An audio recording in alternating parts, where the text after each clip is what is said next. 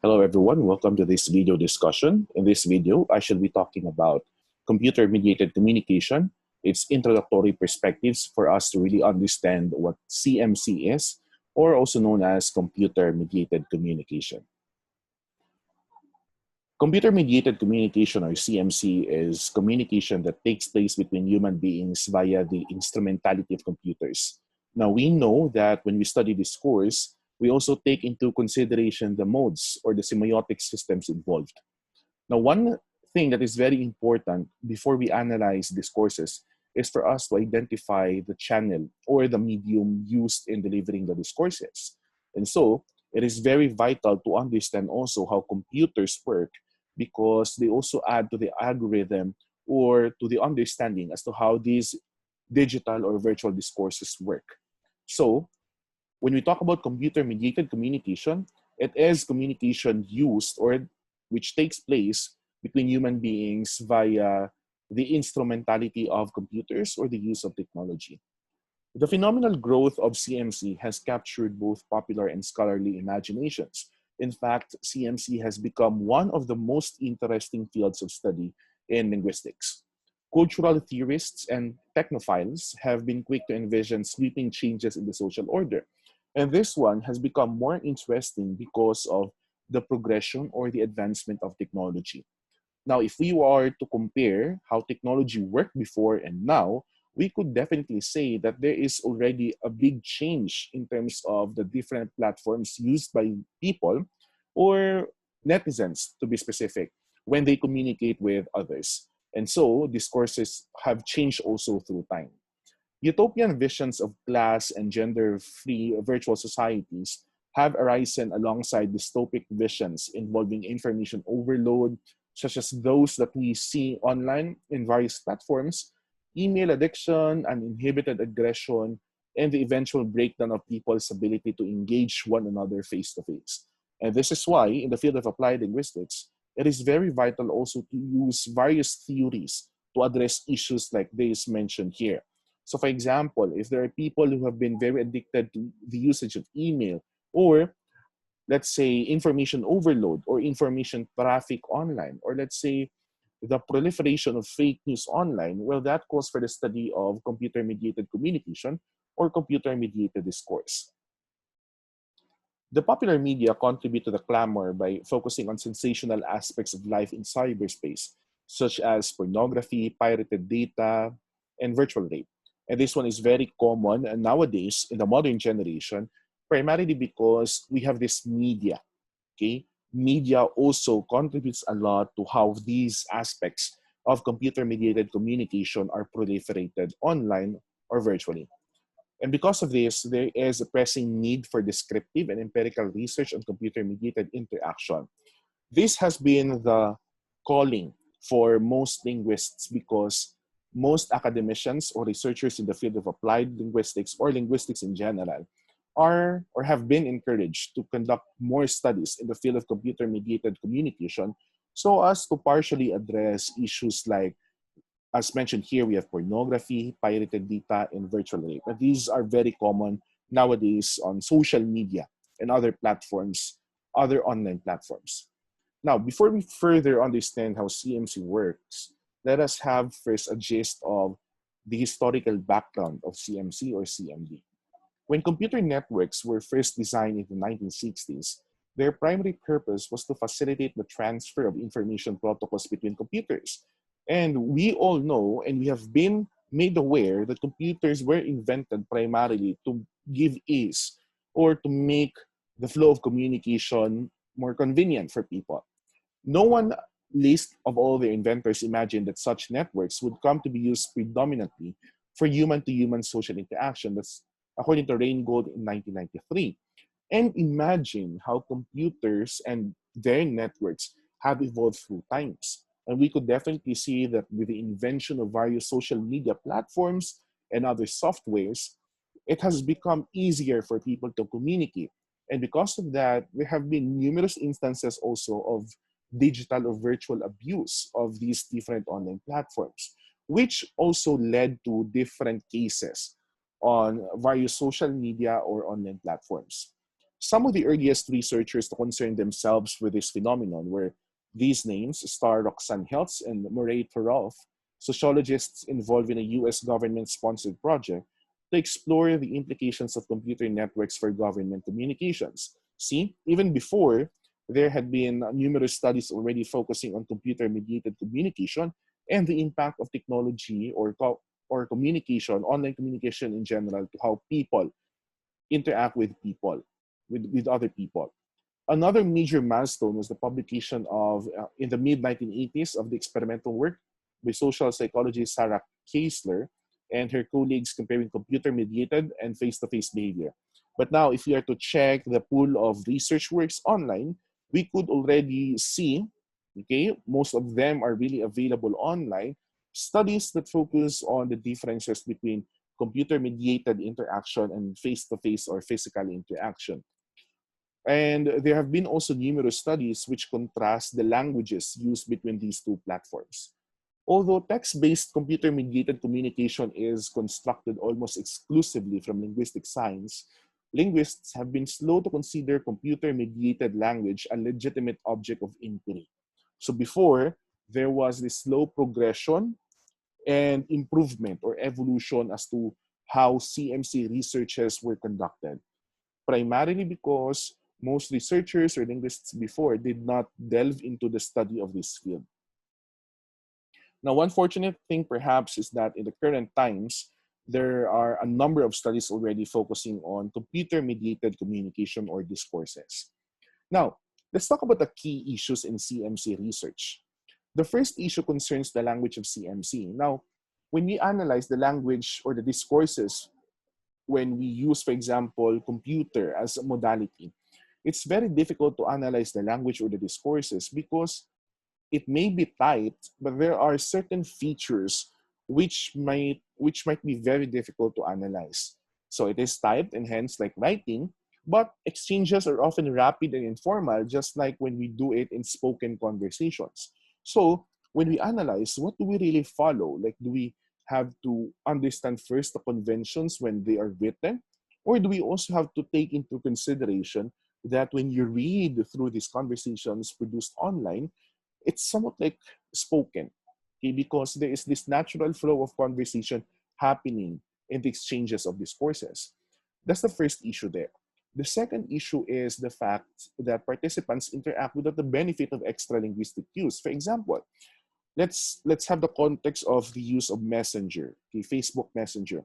When you interact, yes, you can use, for example, emojis, emoticons, or you also have animated pictures, memes, or through word choice, okay? And perhaps our choice of these features when exchanging conversations, virtual conversations with a random friend, will really project the kind of personality we have. However, what's difficult here is the fact that these projections are uncertain because we are blocked by the presence of virtuality, meaning you cannot really be seen when you are interacting. So other extra linguistic cues which may point out to your gender, identity, personality, or mood may not be clearly identified. Okay? The last issue relates to the phenomenon of community formation in cyberspace. How are communities formed in online platforms? Online communities take shape. They have different shapes. They also generate different norms of interaction. So for example, if you are following a thread or thread of tweets on Twitter, then you have to follow also specific conventions, okay?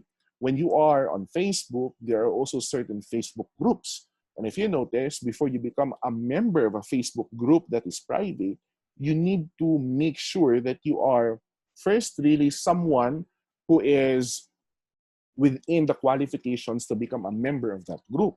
Secondly, you are also bound to follow restrictions or rules in that Facebook group. So there are different norms of interaction. And lastly, there are also different conflict resolution procedures. Sometimes when you encounter conflicts or misunderstanding, depending on the online or social media platform that you use, sometimes there are conflicts which remain unresolved. But there are also conflicts which are resolved, brought about by, for example, observance of freedom of speech, or the mediation of the admin, okay, of that group, or the one who created the group. So the question here is, how can gender, identity, and personality be identified through CMC? Well, if we are to be subjective about this one, we could tell that maybe through the word choice, okay, the different linguistic features and even semiotic features present in the discourses used by people when exchanging conversations with others. However, that is subjective, and we need to be theoretical. We need to have a basis for us to tell that that is really accurate, or accurately that is the gender of that person, or precisely that is the identity of the person based on the word choice or the linguistic features. And so we have to go back to seminal works for us to really identify whether or not our hypotheses are correct.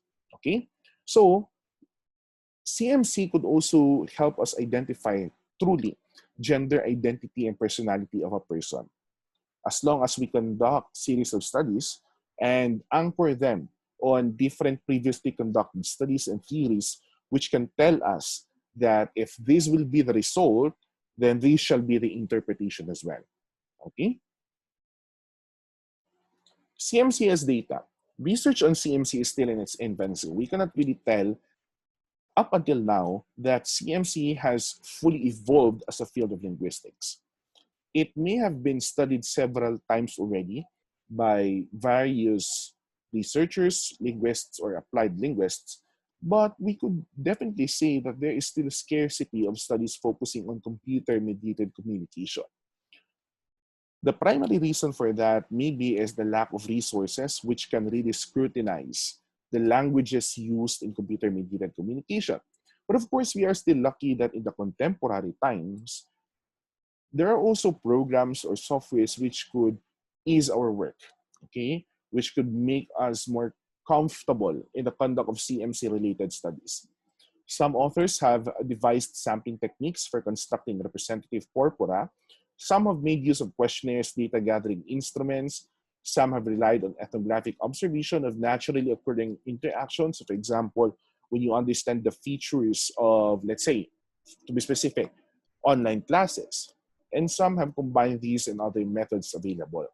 CMC has also advantages in respect of each of these methods. For example, large corpora are easily amassed. So it's very easy for us to look for corpora because there are also online databases where we can extract data. In that, interaction come already entered as a text on a computer. Surveys can be distributed and returned electronically. So for example, with the usage of various softwares, online softwares, it is easier for us to administer online service already to our participants.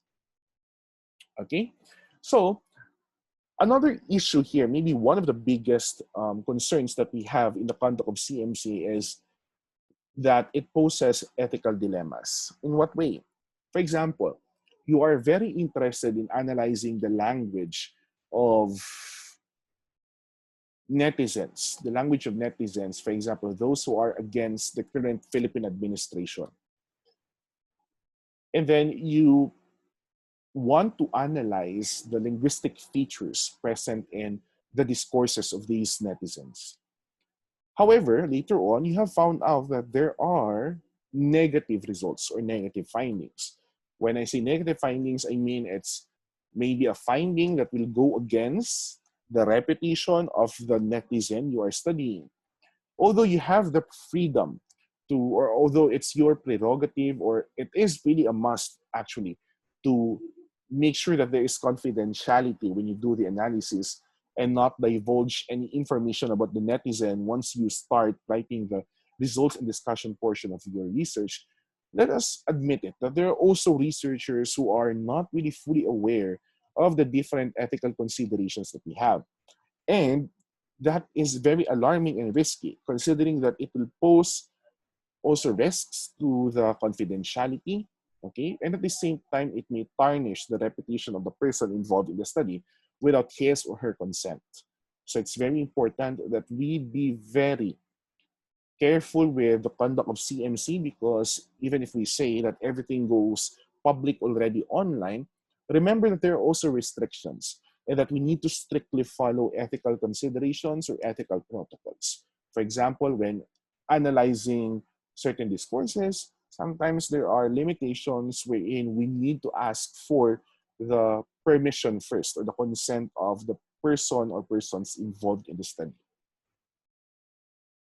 So, just to end this one, this course will focus on the three perspectives of computer-mediated communication.